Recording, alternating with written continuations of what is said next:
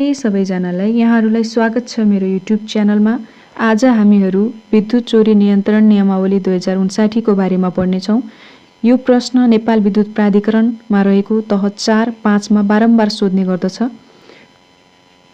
परिच्छेद 1 मा के भन्छ त? प्रारम्भिक भन्छ। संक्षिप्त नाम र प्रारम्भमा के भन्छ? यी नियमहरूको चाहिँ नाम विद्युत चोरी नियन्त्रण नियमावली 2059 रहेको छ। यो नियमावली तुरुन्त प्रारम्भ हुनेछ। परिभाषामा ऐन भन्नाले चाहिँ विद्युत चोरी नियन्त्रण ऐन 2058 सम्झाउनुपर्छ। अनुसन्धान तथा तहकिकात भन्नाले परिच्छेद 3 बमोजिम चाहिँ अनुसन्धान तथा तहकिकात सम्झाउनु पर्ने भयो। कसुरको सूचना भन्छ। ऐनको दफा 7 बमोजिम कसुर भएको वा भइरहेको वा हुन लागेको छ भन्ने कुरा चाहिँ थाहा पाउने व्यक्तिले चाहिँ त्यस्तो कसुरको सम्बन्धमा आफूसँग भएको वा आफूले थाहा पाएको वा आफूले देखे जानेसम्मको कुनै सबुत प्रमाण भए सो समेतको चाहिँ बेहोरा खुलाई यथाशीघ्र सो कुराको लिखित सूचना अनुसूची 1 बमोजिमको ढाँचामा नजिकको वितरक समक्ष दिनुपर्ने छ भन्छ। हामीले चाहिँ कसुरको सूचना पाए भने कसलाई दिनुपर्छ त? वितरक समक्ष पेश गर्नुपर्ने हुन्छ। त्यस अनुनियम 1 बमोजिम कसुरको सूचना दिने व्यक्तिले सम्भव नभएसम्म देखाएका कुराहरू खुलाउनु पर्ने छ। के कुरा खुलाउनु पर्छ त?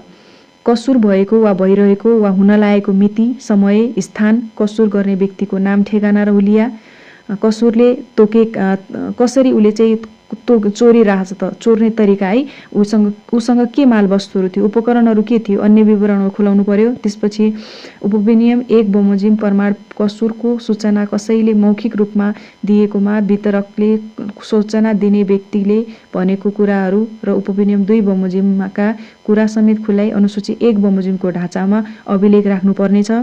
उपविनियम 1 बमोजिम चाहिँ सूचना चाहिँ टेलिफोन, फ्याक्स भयो, इमेल भयो, इमेलबाट चाहिँ हामीले दिन सक्ने। यसरी प्राप्त भएको सूचनाबाट वितरकले अनुसूची 1 बमोजिम ढाँचामा चाहिँ अभिलेख राखी आवश्यक कारबाही गर्नेछ भन्छ। यो त्यस्तो आवश्यक पर्दैन, हेर्दै जाउँ है त। जरिवाना आदेश भन्छ। अनुसन्धान अधिकारीले अनुसन्धान तहकिकात गर्दा बाधा विरोध गर्ने व्यक्तिलाई दफा 12 को उपदफा 4 बमोजिम जरिवाना गर्दा अनुसूची 4 बमोजिमको ढाँचामा आदेश दिनुपर्ने भन्छ। परिच्छेद 4 मा के भन्छ त? चोरी गरी खपत गरेको विद्युत एकाइ निर्धारण गर्ने प्रक्रिया। चोरी गरी खपत गरेको विद्युत एकाइ निर्धारण गर्ने प्रक्रिया, यो चाहिँ इक्जाममा सोध्ने क्वेसन हो, सोधिरहेको क्वेसन हो। यसमा भन्छ अनुसन्धान अधिकारीले अनुसन्धान तथा तहकिकात गर्दा ग्राहक वा उपभोक्ताले विद्युत चोरी गरेको पाइएमा त्यस्तो कसुरबाट वितरकलाई पर्न गएको हानि नोक्सानीको मूल्याङ्कनको लागि चाहिँ त्यस्तो ग्राहक वा उपभोक्ताको घर वा भवनमा चाहिँ जडान भएको प्रत्येक विद्युतीय उपकरणहरू के गर्ने भयो त? गत एक वर्ष अवधिको चाहिँ अनुसूची कुन बमोजिम भनेर इक्जाममा सोधियो भने अनुसूची 5 र 6 बमोजिम भन्नु पर्यो।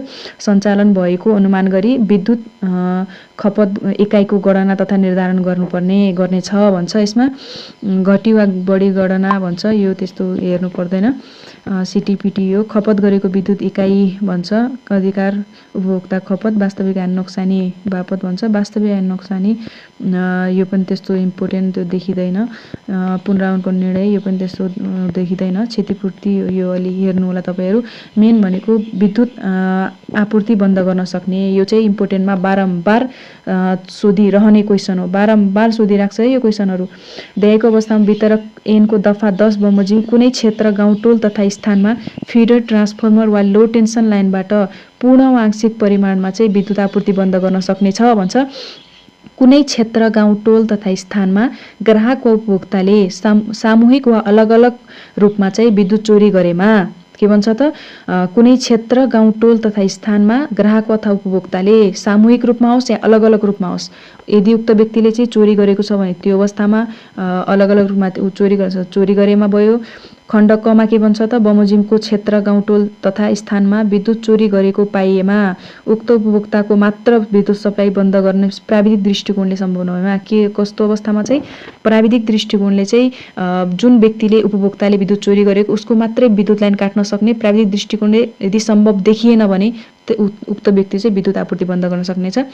यदि त्यस्तो क्षेत्र, गाउँ, टोल अथवा स्थानमा ग्राहक अथवा उपभोक्तालाई ऐन तथा एसपी नियमावली बमोजिम कारबाही गर्दा निजहरूबाट हुल हुज्जत गरी बाधा अड्चन हुन सक्ने स्थिति सिर्जना भएमा, यदि उसले चाहिँ ऐन तथा नियमावली बमोजिम चाहिँ विद्युत चोरी गर्ने जति पनि उपभोक्ताहरू छन्, ग्राहक अथवा उपभोक्ताहरू छन्, उनीहरूको विद्युत लाइन बन्द गर्न गयो, तर उक्त विद्युत चोरी गर्ने उपभोक्ताहरूबाट चाहिँ हुल हुज्जत परेर चाहिँ उसलाई बाधा अड्चन हुन सक्ने सिर्जना स्थिति भयो भने के गर्ने भयो त?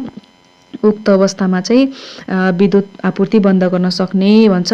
अब विद्युत आपूर्ति बन्द गर्नुपर्दा चाहिँ कम्तीमा पनि सूचना चाहिँ गाउँ विकास समिति, नगरपालिका, क्षेत्र, टोल तथा स्थानमा चाहिँ स्थानका बासिन्दाहरूले चाहिँ थाहा पाउने गरी चाहिँ के गर्नु पर्यो? 15 दिन अगाडि नै हामीले के गर्नु पर्यो? सार्वजनिक सूचना प्रकाशन गर्नुपर्ने भन्छ है। यो इक्जाममा सोध्छ है, कति दिन अगावै एमसीक्यूमा सोध्न सक्छ, स्थानमा बासिन्दा थाहा पाउने गरी कति दिन अगावै वितरक सार्वजनिक सूचना दिनु पर्यो भने हामीले चाहिँ 15 दिन अगावै भनेर भन्नुपर्ने हुन्छ।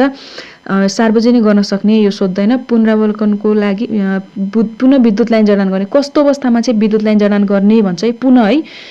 विद्युत चोरी गरे बापत यो पनि सोध्छ, सम्बन्धित व्यक्ति वा ग्राहक वा उपभोक्ताले वितरकलाई तिर्नु बुझाउनु पर्ने भनी ठहर भएको रकम तिरे बुझाएपछि यदि कुनै व्यक्तिले विद्युत चोरी गर्यो, उक्त व्यक्तिले चाहिँ यति रकम तिर्न पर्ने छ है भने उसले उक्त रकम बुझायो भने वितरक यथाशीघ्र विद्युत चोरी गर्ने व्यक्तिले तिर्नु बुझाउनु पर्ने, आफूले क्षतिपूर्ति बापत तिर्नु बुझाउनु पर्ने रकम तिर्यो भने उक्त व्यक्तिको चाहिँ यथाशीघ्र नै के गर्नुपर्ने भयो त?